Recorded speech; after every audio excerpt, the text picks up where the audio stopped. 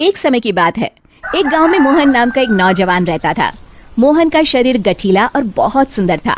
मोहन रोज सुबह शहर में काम करने जाता और फिर शाम को अपने गांव लौट आता। गांव और शहर के बीच में एक जंगल पड़ता था। उस जंगल में एक चुड़ैल रहती थी। वो रोज मोहन को जंगल से आते जाते देखती थी। फिर कुछ समय बाद मोहन की शादी राधा नाम की एक बहुत ही सुंदर लड़की से हो जाती है। एक दिन मोहन अपनी पत्नी राधा से कहता है, राधा, मैंने तुमसे कितनी बार कहा है कि तुम मेरे लिए सुबह सुबह खाना बना दिया करो। मैं रोज काम पर देरी से पहुंचता हूँ।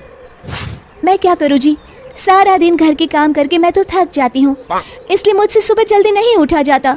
सुनो जी, मैं तो कहती हूँ क्यों ना हम अपने घर में एक नौकर रख लें। अरे भाग्यवान, अभी हमारी इतनी आमदनी नहीं है कि हम कोई नौकर रख सके। कल से मैं सुबह खाना खुद बना लिया करूँगा। खुश? इतना कहकर मोहन घर से चला जाता है। फिर अगले दिन से मोहन रोज सुबह जल्दी उठकर अपने लिए खाना बनाने लगता है। जब खाना बना ही रहा हूँ तो घर के सभी लोगों के लिए बना लेता हूँ।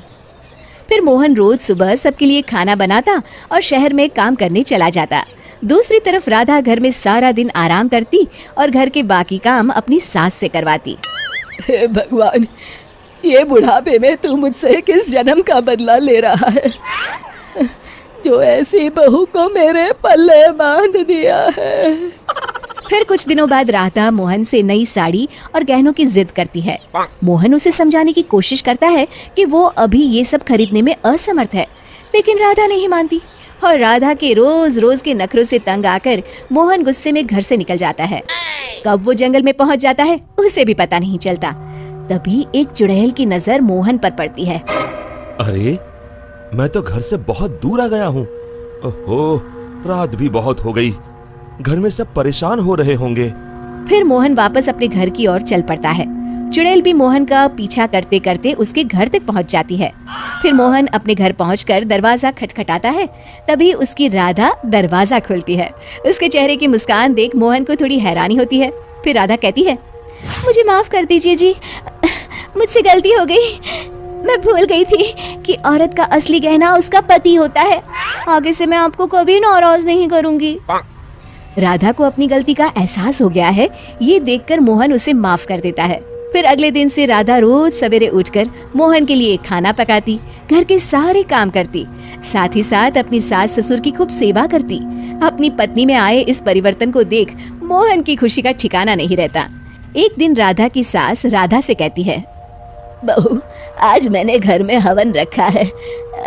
बाबा जी किसी भी वक्त आते होंगे तो सब तैयारी करके रख दे। जी माँ जी। फिर थोड़ी देर बाद बाबा जी अपने चेले के साथ उनके घर पर आते हैं। अलख निरंजन, आइए आइए बाबा जी, मैं आपका ही इंतजार कर रही थी। फिर बाबा जी हवन की तैयारी शुरू करते हैं और मोहन और राधा को हवन में बैठने के लिए कहते हैं। मोहन तो वहाँ आकर बैठ जाता है, लेकिन राधा वहाँ आने से मना कर देती है। तब मोहन राधा से कहता है, अरे भाग्यवान, अचानक तुम्हें क्या हो गया? तभी बाबा जी को राधा पर कुछ संदेह होता है। अलख निरंजन, माँ जी, तुम्हारे बहू के हाव भाव देखकर मैं पहले ही समझ गया था कि इसके अंदर किसी चुड़ैल का वास है। बाबा जी क्रोधित होकर कहते हैं, सच सच बता, कौन है तू, वरना अभी तुझे जलाकर भस्म कर दूंगा। फिर बाबा जी जोर जोर से मंत्र पढ़ना शुरू कर देते हैं। ओम चामुंडाय विच्चाय नमः, ओम चामुंडाय विच्चाय नमः। तभी अचानक राधा की आवाज बदल जाती है और वो बाबा जी को हाथ जोड़कर कहती है, नहीं नहीं, मुझे छोड़ दीजिए। मैं एक चुड़ैल हूँ। मैं रोज मोहन को जंगल से गुजरते हुए देखती थी। मैं मोहन की सुंदरता पर मोहित हो गई थी। फिर मैंने देखा कि राधा मोहन और अपने सास ससुर को दिन रात परेशान करती है, और एक दिन मौका पाकर मैंने राधा के शरीर में प्रवेश कर लिया। मुझे कुछ मत करना, मैं अभी ये घर छोड़कर चली जाती हूँ। फिर हवा का एक तेज झोंका उस घर से बाहर चला जाता है और राधा बेहोश होकर नीचे गिर जाती है। कुछ समय बाद राधा को होश आता है। सारी असलियत जानने के बाद राधा को अपनी गलती का एहसास हो जाता है। आप लोग मुझे माफ कर दीजिए, मैं आज के बाद आप लोगों को कभी शिकायत का मौका नहीं दूंगी। शिक्षा, हमें हमेशा अपने परिवार वालों के साथ अच्छा बर्ताव करना चाहिए और अपना हर फर्ज निभाना चाहिए। दोस्तों, हमें उम्मीद है कि आपको हमारी ये कहानी पसंद आई होगी।